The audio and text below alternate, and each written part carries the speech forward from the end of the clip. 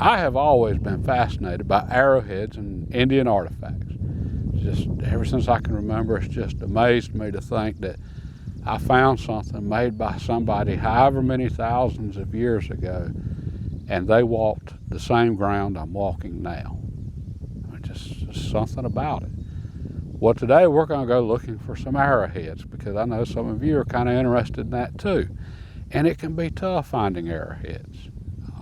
I remember when I was young, I looked and seldom found one. Okay, well, now I've gotten pretty good at it, so I'm going to share some tips for finding arrowheads. And the number one tip is when you get a really good opportunity to look in a place that's likely to have some, you need to go looking. I had not planned on looking for arrowheads today. That was not on my agenda at all.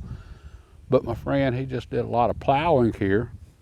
Well, that made this the perfect opportunity to go look for arrowheads. And there's no coming back.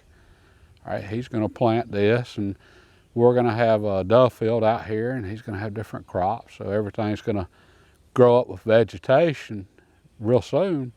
So this is the only time we're going to get to look here. Let's take advantage of it. Okay, the very first tip, look in the high percentage areas. Now, we can find an arrowhead absolutely anywhere. I dug a hole one time to plant a bush in my yard and found an arrowhead. All right, so we can find them anywhere. But there are certain areas that are much more likely to have arrowheads, and that's primarily where Indians camped at however many thousands of years ago. Okay, well, their favorite campsites were where two creeks meet, and get above the floodplain right there where the two creeks meet, right in that V. That's a high percentage area. That's where you're going to find pottery shards, arrowheads, hand axes, so on. Okay, we don't have that here. I mean, we don't. Okay, I'm on my buddy's property, it's private. This is what we've got. But even here, there's some areas that are going to be higher percentage than others. Okay, he plowed right behind me, and the ground's a lot softer here. A lot more moisture, a lot more topsoil. Okay, well, when we've got topsoil, things can be scattered all throughout the different layers of topsoil, and we're just not going to find much. Whereas here, where I'm standing now, we're on a hill. Okay, not near as much topsoil. This ground has also been plowed couple hundred years now. This is old farmland. This has been worked for many a years. The road right here behind us, this is a historic road that goes back to the late 1700s. This has been farmed for a while. So I'm not expecting for us to find a whole bunch here. But there is a major creek close by that was a major travel way for Native Americans for centuries. A friend of mine found a Clovis port along that creek. So just the area itself is a good area, even if this isn't the best place in the area. Right, but it's still worth looking at, and we have the opportunity to. And I'm expecting to find something here, just not as much as I would expect to find at a place where two creeks meet, a great camp spot. All right, and within this spot, I want to focus on the harder ground with less topsoil, because there's always going to be a hard layer below the topsoil. That's where rocks tend to accumulate. Now, we're not looking for rocks in rocky areas, but if we can find a spot where they've accumulated, well, we've got a much more likely chance of finding something interesting. So that's the first tip. Look in the high percentage areas. If you can't go to the best places, where you're at, the specific spot you're at, try to find the highest percentage areas there. Okay, now that we have a place to look, we've figured out where we're going to concentrate our efforts. Now, what exactly are we looking for? And one of the things we're looking for is just flakes of rocks, like we have right here. All right, so we've got a little piece of quartz, and it's a flake off of a bigger piece.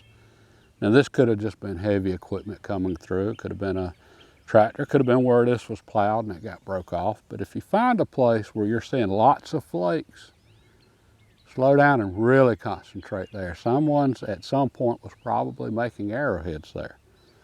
All right, so that's encouraging seeing this flake, but I'd like to see a lot more. Next tip, look up the hills, elevation, use that to your favor. I just started finding flakes right here, quite a few, and we're on a little bit of a grade here. Well, over however many thousands of years, gravity's going to want to pull everything heavy down. Flakes are really light, that just from erosion, moisture, the ground becoming saturated, they're going to want to flow downhill. All right, so with me seeing some flakes here, I really want to look in this area just uphill from those flakes. And another flake. So this definitely has my attention here.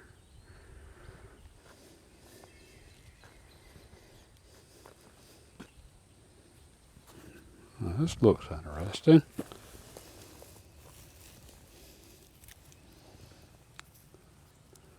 Another flake. Something else to pay attention to. This quartz here, I've seen quite a few pieces of quartz, but this is extremely milky quartz, very bright white. The only really bright white quartz I've seen here is the flakes that I just mentioned. So that tells me this isn't just native quartz to this spot, more than likely. This probably got brought here. So yeah, this is becoming very interesting. And maybe we just found our first tip.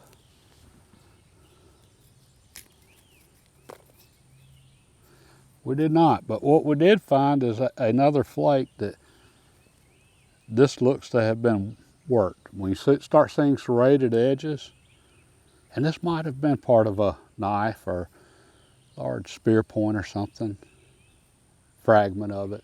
But this piece was definitely worked, so this wasn't just a piece of broken quartz off of something.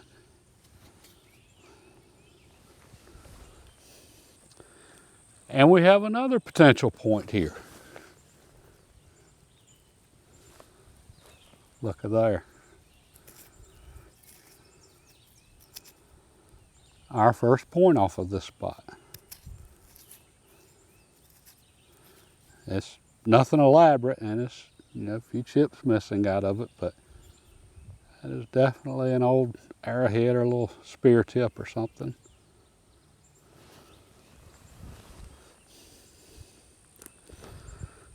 Another interesting little flake here. Okay, that was just a flake.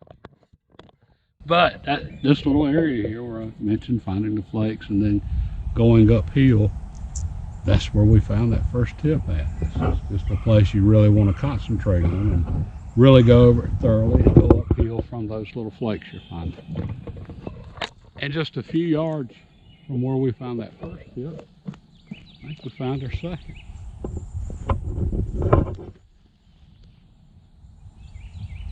And we did. Exact same type as the first one. They probably had a camp right here. It's a little high spot. It's overlooking this bottom here. This would have been a swamp however many centuries ago. So I'm guessing the further up we went, the more tips there would be. And this little flat here overlooking everything. Unfortunately, this is only plowed so far, but we've already found two tips really quick. Next tip is, it's always best to look at every stone, but let's face it, a lot of places you'd be there forever and wouldn't make any progress if you looked at every little piece of stone. But because we're on a spot right here where we know there's several tips, probably a camp at some point, I'm looking at a little piece of stone here that is quartz matching what we're finding. I'm going to take the time to examine this little stone, even though it's probably nothing. You can see what I'm looking at right here. And it is nothing, but it is worked quartz. Okay, I just found this piece of tip here, and it looks to be some type of chirp. And I didn't even think it was a tip when I picked it up, but If you look closely at the edges, they are serrated. This was work and this was a tip. And we've got another one here, quartz, that might be.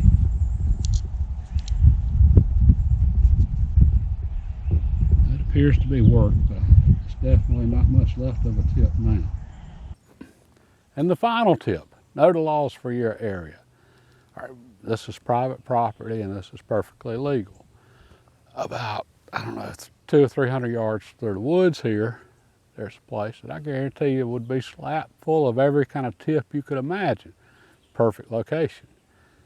Problem is, it's on national forestry land, which makes it federal, which makes picking up tips a no-no. They frown heavily upon that. Now, I don't know.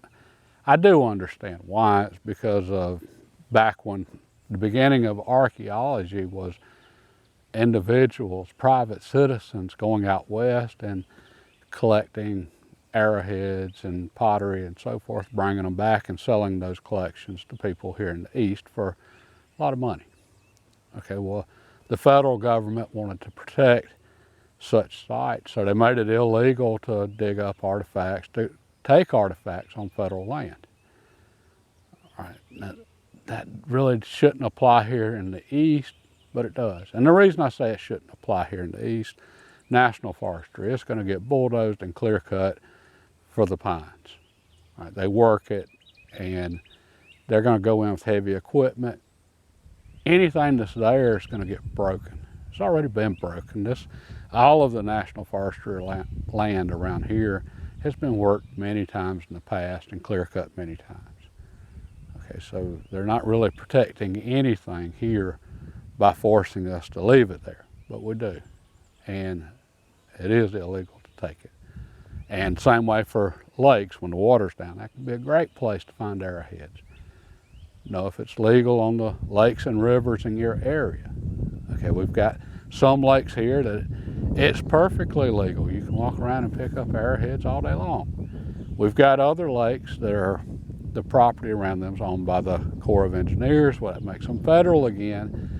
It's highly illegal, and the fines I hear are pretty stiff for that. And I'm sorry, as fascinating as these arrowheads are, they're not worth getting a fine for. So yeah, check into the legalities for your specific area. Okay, I think I'm going to call it a day, and it looks like we're going to get some rain, which if we get some rain, then that's just going to wash away some dirt. That might make this worth coming back to and going over again. We walked through here pretty quick just then and picked up two fairly nice tips, and then this one, which is just interesting. All right, God bless and have a great day.